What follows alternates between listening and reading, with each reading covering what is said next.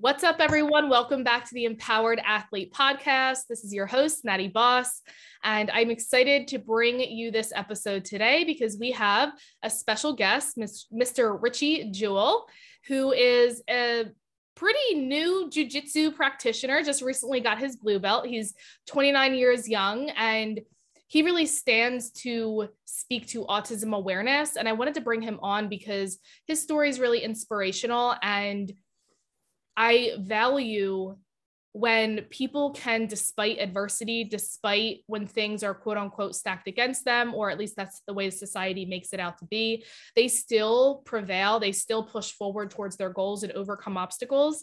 And Richie is an amazing example of that. So today we have the honor and privilege to share time with him to kind of just talk about his journey growing up with autism, the obstacles that he faced, what he's overcome, and what led him to his recent celebration of achieving his blue belt in jiu-jitsu and what that all means for him.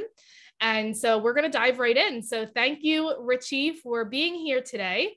And I want to start with just telling us a little bit about your background and story growing up with autism, you know, what you've experienced, the obstacles you faced, and ultimately what over time led you to join jiu-jitsu. My gosh. Wow, this is like surreal, you know. Basically, what started for me was at age of 2.5, I was diagnosed with autism. And as a kid, I used to go to like special schools to learn speech, occupational therapy. I was learning like words, and I wasn't verbal at the time. And then after intense OT, doing speech classes and all sorts of stuff for me to help improve stuff. What's the best way to do this? Like gain function in social situations, it helped me a little bit. I had like trouble like adjusting in schools and whatnot. And when I was a kid, I used to get picked on because of the social awkwardness and for autism and people being misunderstood. So it's been a incredible journey since I was a kid, you know? Yeah. Yeah.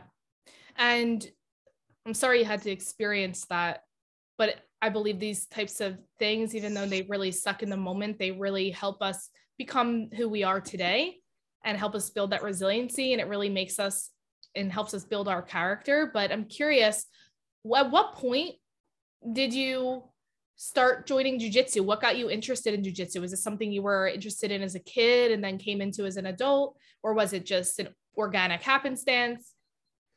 Well, it will lead to it. So when I was younger, I was a huge fan of pro wrestling and whatnot. And what led me to that was one of my friends was a black belt, and the owner of the gym, I guess he kind of like stalked my social media and whatnot because he found out I was a huge autism awareness advocate. And I guess him and I just hit it off, and he wanted to watch the event, and the rest was history from there. So I guess I was hesitant at first at joining jiu-jitsu because I didn't know how this whole thing would turn out. Yeah. You know, for me, I started at age 26, 27 years old. Okay. And I found out like I thought I started too late. Then I found out at that point, most people don't start in there till like late 30s, early 40s. And I was just like, all right, this is not too bad.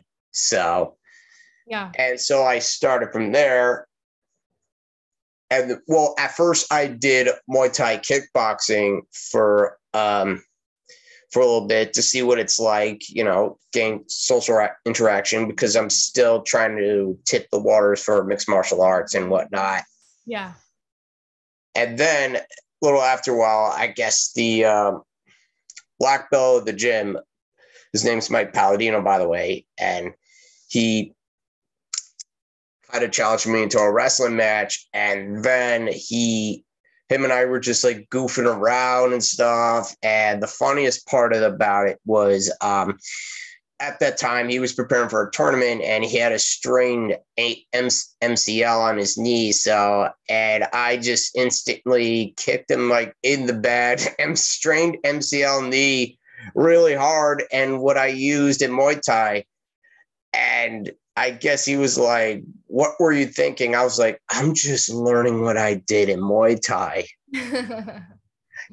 And so from there, and everything just kicked off from there. So yeah. How was your adjustment into jujitsu? Not just transitioning from Muay Thai, but obviously there's a huge social element, you know, involving it yourself in that way. But how was it in regard to body awareness for you? Did you feel like you really developed like a body awareness with jujitsu? What were some of the biggest obstacles that you had to overcome in starting jujitsu that you weren't aware of until you started? well, first off, my body was sore after probably the first few days of it. Yeah. For physical activity for that matter. But then after a while, you just kind of realize what you're getting yourself into. You know, it's like an amazing program towards the end. You know, Yeah. It's so incredible just to go through that.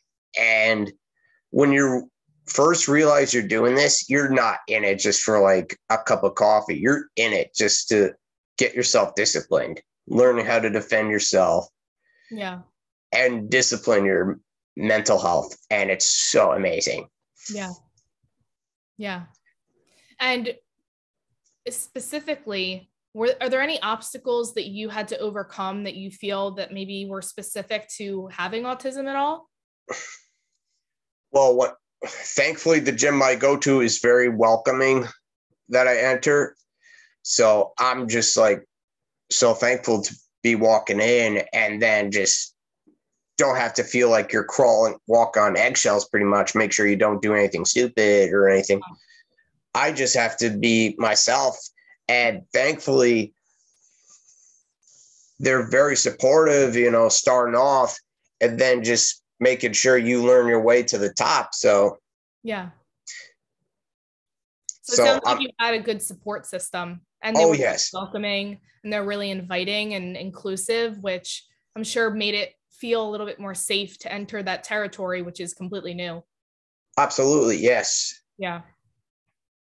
Amazing. And what up until this point, maybe physically, emotionally, socially, mentally, what do you feel have been the benefits that you've gained from jiu-jitsu up until this point? Maybe they've evolved since you started, but what were some of the benefits that you feel that you gained? Feel more responsible, very disciplined, and I feel more like relaxed and I don't feel like going crazy as much, you know?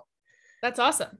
And it's amazing, you know, and I'm not recommending to everybody, but those who haven't tried it should definitely try it at some point just to see what it's like, at least for one time to see what it's like. 100%. I agree. So I know that in your past, you were vocal about some of the struggles you've experienced with autism being, you know, periods of depressive symptoms, anxiety, and you just said now that you feel like you're more calm. You don't want to kind of get into those crazy emotions as much since starting jiu-jitsu. How has jiu-jitsu helped you in management, perhaps, of the anxiety and depressive symptoms that you may have experienced in the past? Have you noticed that support you in that way? Well, I always look at jiu-jitsu as therapy in some sort of way. I know people have like gone through some stuff and it has helped a lot of people doing this. And then it eliminates every like baggage you carry to the gym. And then once you're on the mats doing what you do, it just eliminates negativity. And it's just so crazy. Yeah. You know, how much after the workout, you just feel pretty good coming out of it. And it's so amazing just to go through that. And my story is just no different from everybody's. Once you're in, you train. So were you training consistently since you started? So I think for the first month I was doing okay. And I was training like maybe 3 or 4 times a week. And then the first month I go in, I suffered a first of seizures going in after, it was on Columbus Day, so no one was training that day. I just happened to stop by. I was riding with a friend. All of a sudden, I just black out in the passenger seat, just totally black out. Yeah. I wake up, I see ambulance crew, I see my friends, and I see my mother standing there. Didn't realize what was going on. I had food puke all over me. And I wake up like being in a comatose. Yeah. And it felt like I was coming out of a drunk alcohol state. Yeah. And one of my little brother's friends was works for the firefighter. He was at the scene. He says, "Dude, check your tongue. You just suffered a seizure." And I'm like, "No, this can't be. I don't suffer from that stuff." And I checked my tongue. I was like, "Oh, I did. Didn't I?" And so thankfully, I got enough energy to get up my own power, get on the stretcher, and get transported to the hospital just to see if anything serious came up. Yeah. And after that experience, what was there like a direct type of bed rest that you had to do, or just like resting? Like how did that translate into your jujitsu journey? Did you go back a month later? Did you have to be a little bit more cautious? Well, I think when I was in the hospital, I was just like, I was like, I'm not going to let this stop me. So they're doing everything to me, like CAT scans, make sure I don't have a brain tumor. They're asking me questions, make sure I don't have memory loss or anything like that. Yeah. And they're just asking every question they could think of. So, and they just said they didn't find anything, but they recommended me a neurologist, which is like scheduled for like few months, like go by. Yeah. And so for that, they never questioned if I did jiu-jitsu or not. So therefore they didn't ask, I didn't cop to it. So I went back to training 10 days later. Nice. And so for like a good month and a half, nothing was going on. And it was just a very good experience. I was like, okay, this might be a fluke. Yeah. And then the second one came along. Oh no. So let's recap. You tried jujitsu for a month. You had your first seizure. You kind of went back 10 days later. And then a month and a half after that, you had a second one. Yes. It was on December. Okay. I was shoveling snow and I was just like, I felt pretty good. And then all of a sudden I just go take a nap and all of a sudden it happened again. Yeah. While I was taking a nap. And that just shows you how crazy things can be. Yeah. And so then it happened right in front of my mother. So she woke me up and I was just like covered in sweat. I was just dazed at that point. Yeah. So, and I'm like, oh, this is serious now. So I got to get the shit checked out, I called my buddy up. I was just like, listen, I'm going to be out for a while. I don't know what the hell's going on. I just had a second seizure. I'm going to be out for a while. So for like a month, I was out. So I didn't know what was going on. I didn't know if I was going to do this again. Yeah. I wasn't sure if this is something like serious coming up. And it was a very nerve-wracking thing because I didn't know if this was serious or whatever. So yeah. And you said up until that point in your life, you never had seizures as a kid? Never had seizures. No, never. So that's really, really interesting. So after the second seizure, and I'm sure you went to the doctors, got checked up, what was was there any fear or was there any hesitancy in like starting jujitsu again? Or what was that process looking like? The process for me was, I just want to get this checked out just to see what it is. Yeah. Like, I had no doubt in mind, I want to come back. I just want to be sure this is nothing like out of the ordinary. I thought it was dehydration or something like this. Yeah. You know, I was kind of skeptical about the first one. And then I went to see neurologists, and they said it was autism related seizures, which I thought at the time it was pretty impossible since that happened. Then I thought about John Travolta's son. That's how he died from it. Oh. And I was just like, oh shit, this is not good, you know? Yeah. And so they cleared me for jiu-jitsu, but they told me I would never do jiu-jitsu competitions again. I would never drive again. I can't swim alone, and I can't do like drinking alcohol, which is not my forte anyway to begin with. Yeah. And I can't do marijuana as much. So which is not an entirely big deal to me, but jiu-jitsu competition to driving was like a bad nail in the coffin for me, pretty much. Yeah, absolutely. So what was your thought process when they told you that? You know, what was there any fear that came up? Were you just automatically in the mindset of like proving them wrong and doing whatever you could? Or, you know, what was that process like? It was very frustrating, very despondent pretty much. Yeah. Because after hearing that, you just kind of go, because I was just beginning at that point. So I was like, this is something I wanted to do eventually just to see what it's like. But now that they told me I couldn't do this, it was just very disheartening. Yeah. And I can't even drive anymore. So it just hurts, you know, just knowing that you can't do certain stuff anymore. Yeah. And then you just get by. So I was out for jiu-jitsu for a month. Okay. And after getting checked out, and still just sit in a room with a neurologist told me you can't do certain stuff. Yeah. It just hurts, you know? Yeah. So when they said you couldn't do jiu-jitsu competitions and you obviously went back to class eventually, you know, what was, you know, obviously you just did your first competition. Mm-hmm.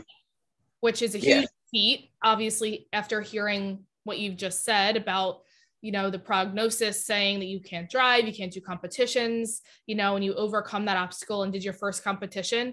You know, what was your process like leading up to this first competition? Because obviously there's a little bit of a process. You have to sign up for a competition, which means you have to kind of wrap your head around this idea that you are now involved in this competition. Then there's the preparation for the competition. And you know, how did that go for you? What made you want to sign up knowing that the doctors had, you know, kind of suggested against it? You know, what made you feel like you wanted to try out and kind of overcome this obstacle? Well, it's a long story, but since we have enough time and make it organic, I'm going to go with this. So around the pandemic, I didn't train as much because of the whole situation that was going on in 2020. So, and then by the time autumn came, tournaments were starting up, and I saw everyone was competing. I was like, wow, this is so cool. You know, everyone's doing tournaments just to see what it's like. And then you're just realizing you're just rolling with a bunch of strangers, and it's a very cool thing. Yeah. And then I see people getting like medaling up, you know, gold, silver, and bronze, whatnot. And then just to see what it's like. And I'm just like, all right, and then at the same token, it's like, damn, that should be me, you know? Yeah. That should be me. And so that was like a little barn burner. So all I could do is train pretty much and just not do like competitions. And that was it. So as time went on, I started training and focus on my health, and I was taking medicine for seizures, and I take Capra, which has kept me seizure free for a good, as of right now, I'm 27 months seizure free. So no incidents have occurred since then. Amazing. And then as time went on, I started training more like self-defense and whatnot. Then I witnessed one of my friends. Her name is Gabby Bruno. She messed up her back. Specialist told her she would never do jiu-jitsu again. She rehabbed her spine pretty much. Went to a tap out cancer event, which is like a tournament that helps fundraise cancer and whatnot. And next thing you know, she participates in it. She wins a gold medal. She medals up for it, proving them wrong pretty much. And then I just get this feeling of like, what if? Yeah. What if? Like, why not me? Why not me? And I was just like, that would be me.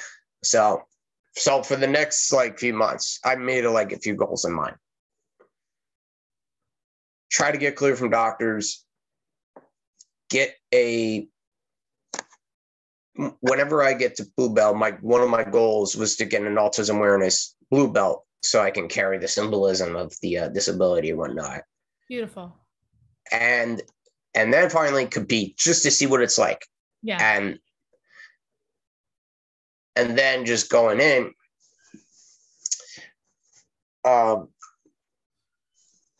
so I went to see various specialists, see if they clear me. And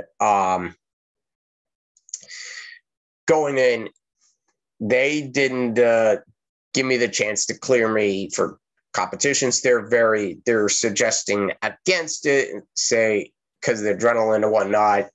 I wasn't, given the chance to plead my case pretty much. And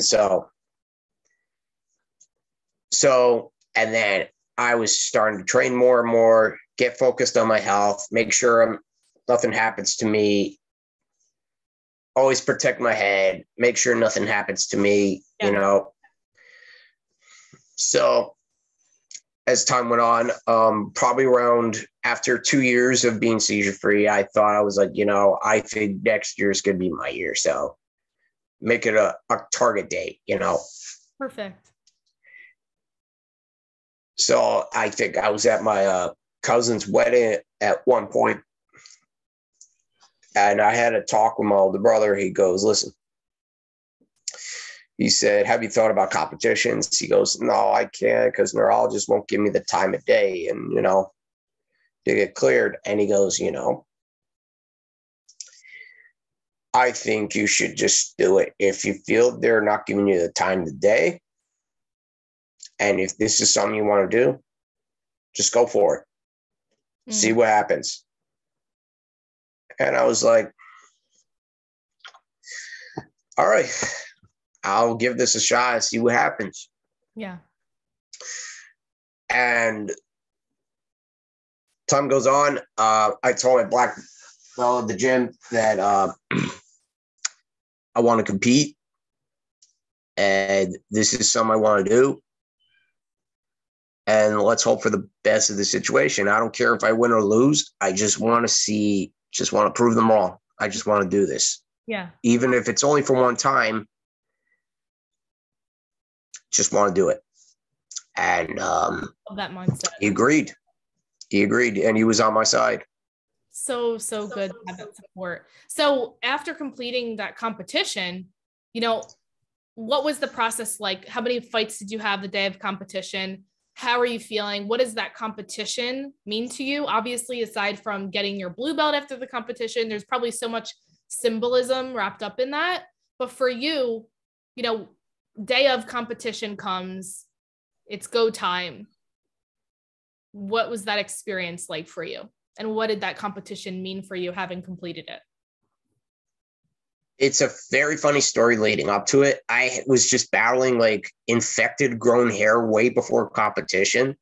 And it kept me off the mat for almost a week and a half to 2 weeks, right before the tournament. So I was just doing everything, just like getting rid of it, like skin infections, making sure I was good to go. And thankfully got cleared a week before. Oh, nice. And then as the tournament got closer, I was like, okay, make sure I don't get injured. I'm just going in, just making sure I'm in this, once I'm there, there's no going back pretty much. Okay. And then I arrived at the venue in Newtown, Connecticut. And I go there, I weigh in. I had to lose like 20 pounds for the tournament. I was like 200 pounds. And the weight division for me is 185. And I had to be below it. And I made weight. Wow. Making sure I look all that weight? Yeah, I lost 20 pounds for it. And just to do this division. That's amazing. That is huge. And most people didn't know that because I was just like about 200 pounds. And I just watched my diet and made sure I trained more, train harder and harder and more aggressive and know what I'm getting myself into. And so I'm at the venue and I'm just like, as a competitor, not as a spectator, a competitor. Yeah. And I'm just there. I'm just like, oh my God, I can't believe I'm here. Yeah. I'm just circling around. I'm just like, you know what? I'm at peace now. And this is what I'm going to do. So my match doesn't come till like a few hours. I'm just sitting there getting warmed up, spectating in the room. Yeah. And I'm up against like 3 other guys pretty much. Yeah. And then along came everyone. I swear to you, I literally had close to maybe 35, 40 people watching for my first match. Wow. And I'm just like, oh my God, I can't believe everyone's just watching me just to perform, And I'm doing this against doctor's orders too. Yeah. And so the black belt of the gym, Mike, goes up to me and goes, hey, whatever happens, we're all proud of you. So I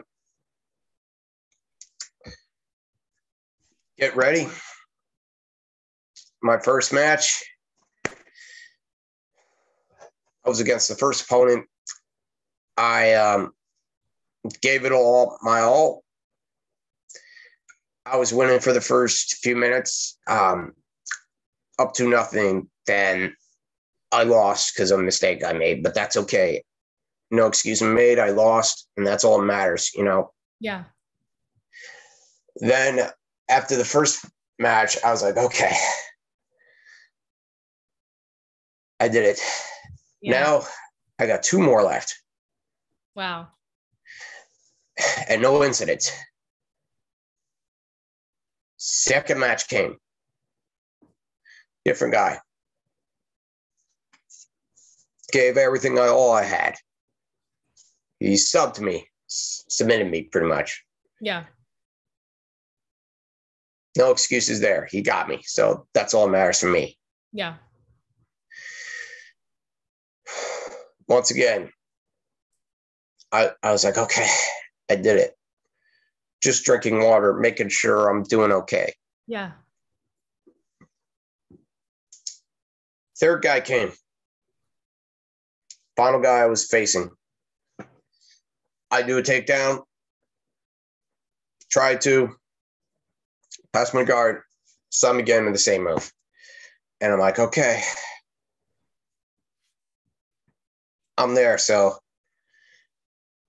and then I lost every single match of the tournament. And at first I was like, all right, I lost, but but then I just realized I came all the way here, Yeah. just for this. And I could just remember just like going up to the guy. I was going to go up to the guys and congratulate them and just saying, great job. You guys beat me just to get a medal. Yeah. And whatnot. Because I've been training 2.5 years. They've been training months or however they're doing this. And the coach said, I'll be back. Don't move. And I'm just like, okay, this is kind of strange. I was just like, all right, I guess we're doing a photo op or whatever, group photo, which is common occurrence for that. So whenever tournament's almost over, they just, get a group photo, get everyone together, pose with their medals or whatever you want to do. So I waited for like a few minutes to go by. I'm just like, there's something's up. I don't know what it is, but something's up. I just didn't know. I was just I was so relieved at that point. I was like, I did it. And there's no incidents. Yeah. Then my mentor comes back. He stares at me and gives a speech. We're all proud of Richie. And this guy has been trained 2.5 years. He defied against medical experts. All of a sudden, he goes in his pocket, takes it out. It's a blue belt. And it has autism awareness colors on it. Oh, that's so beautiful. I didn't know and that. It's something that I always wanted ever since while training. So, and I dropped everything to the ground, collapsed to my knees, and yeah, it's totally okay. We cry here. Yeah, it's normal. So it's okay. It's a normal cry. So you've earned it and you really deserve that. And that's such a beautiful, that's so beautiful of your support system and your team to present that to you. It means so much. It's more than just a belt. There's so much meaning behind that belt. And that's such a beautiful gesture. I looked at it and I'm just like crying pretty much. Yeah. Because I worked so hard to get there. Yeah. And there's so much adversity behind it. And there's a lot of meaning to it. Yeah. And what does it mean to you? What does it mean to you? I'm curious, like, what does your blue belt mean to you? Obviously, there's adversity that you've overcome, but when you look at it, like if there was like 1 or 2 words of like what that means to you, what does it represent? Aside from, the autism is one aspect of it, but I'm just curious. Blue belt means you put your hard work in. You gotta,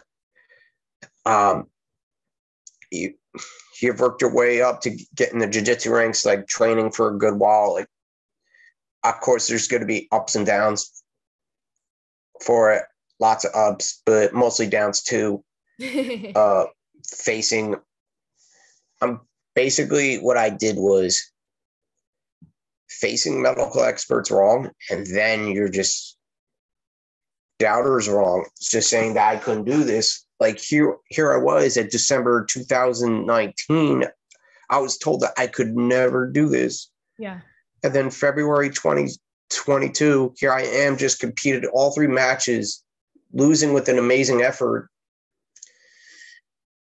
And I just get promoted blue belt right afterwards, right in front of everybody, right in front of the public. Yeah. And I just went, my gosh, this isn't happening, Yeah. I just busted out crying while getting promoted. Yeah. And then next thing you know, I see the competitors. And the guy who took gold, I said, that's an awesome job. And he looks at my belt and he goes, "Weren't you a white belt?" He says, "Yes, I was. I just got promoted 10 minutes ago." And I explained everything to him. He said, "I was never supposed to do this. I did this because I wanted to do it. I suffered from seizures because of this, because I have autism. And I'm doing this because I wanted to. And I congratulate you for being me. And he was like, thank you. Thank you for wearing that, because my sister has it. And I appreciate you for wearing that around me." Oh, wow. Wow. That's beautiful. And I was wearing an autism awareness rash guard and gi for the tournament, just to carry the yeah, that's your why. Mm-hmm. Yeah. That's so beautiful. And, with that said, being a voice for autism, how has maybe jujitsu shaped your relationship to autism? Has it helped you change your relationship to it in any way? Yes. They say that autism is a neurological disorder for it helps lack of speech and social situations. Before doing jiu-jitsu, I had limited friends, not a lot of friends. I just had very small number. Yeah. And now since jiu-jitsu, I've gained friends, a lot of good support. It's amazing. And now I could just hang out with anyone now because I'm an amazing support group for martial arts. And I'm just looking back at that day now. Yeah. And I'm just at peace right now because I just did what most people couldn't do. Yeah. And I did it because I wanted to do this, and it's been a bug to me. Yeah. And now that I'm a blue belt, I would like to eventually compete again. Just not right away, because I got to learn my long ways to go. And then who knows from there, Yeah. It gets to its own timing. Yeah, everyone has their own time. I'm still on a journey. That's going to be a roller coaster for sure. Yeah. And it's just amazing. Yeah. Your story really is, incredible. And I really commend you for, defying the odds. And so many people can fall into that trap of, becoming those identities. And when somebody, or especially people of expertise, or professionals, recommend something, it can be really challenging to really believe in yourself and go towards your desires despite what other people say. And, the reward is so much greater when you can not for the sake of proving others wrong, but more so just proving yourself right.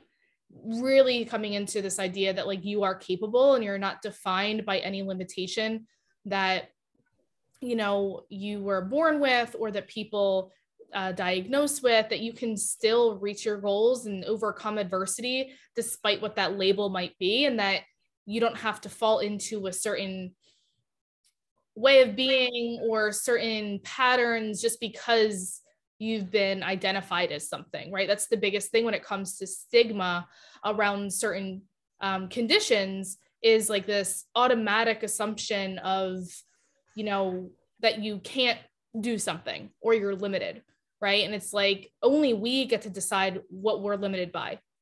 And you overcoming that and still doing so in a way that was still honoring your condition, but still working towards that goal, that's really important, so that, it's an important message so people can really see that we are the only ones that could put limits on ourselves. And if we desire something more, we can also put in the work to overcome it, no matter what adversities in our way, whatever obstacles in our way. So I really think that's so beautiful. And one of the things I wanted to kind of wrap up with autism awareness, right? Like, what is the message that you'd like people to know or hear about autism to spread awareness and understanding, right? Maybe even especially in the jiu-jitsu community or just in general, like using this as a platform to, you know, spread a message that you really want people to hear or know about autism. Well, this is not just for anyone who has autism. For me, it's for everyone who has disabilities or setbacks or whatever. Yeah. Basically control your own narrative, do what you love, and know that if this is something you want to do, you got to do it. Do it from what your heart tells you to do. And then see what happens from there. So as long as you put your mind to it, you can accomplish everything and anything that comes to you. I love that. I love that you said control your own narrative, create your own reality. That's so, so beautiful. And of course, anybody who wants to connect with you, do you have any resources or Instagram for yourself, or, you know, maybe an autism website that you recommend or refer to? Whatever that is, you can speak to that now. And then I could also put that in the show notes for people to kind of go to. But how can people contact you? Right now I have an Instagram at Richie_Jewell 92. And that's the only way you could reach me right now, since I'm somewhat up to date with modern times right now. You know what I mean? Yeah. And do you have any like resource for autism or anything like that that you promote, or is there a general website or just in general? No, I just like to do like, I'm just me, you know, I just like to promote autism just because I just like to be the voice, you know, no websites or anything. I'm just more like me, just helping out. Yeah. Amazing.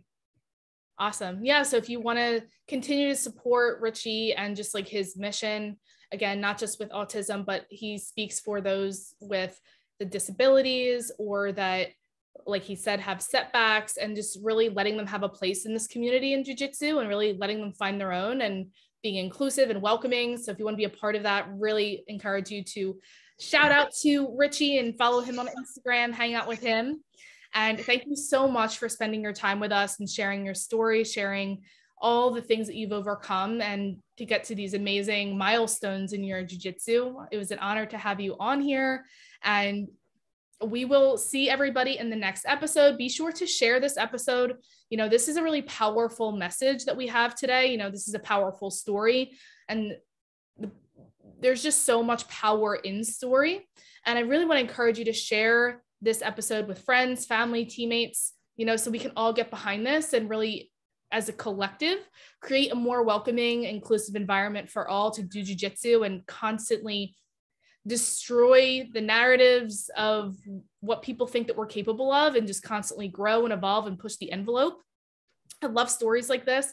And the more that you can share these inspirational episodes, then the more that we're all impacted in a positive way. So please share this. You can tag us on my Instagram, Body by Boss LLC. And yeah, any final words that you have before we go, Richie? Yes. I just want to thank people who have reached out to me, including yourself. I want to thank my family for supporting my crazy ass journey that I've been in since the hardships I deal with since day one.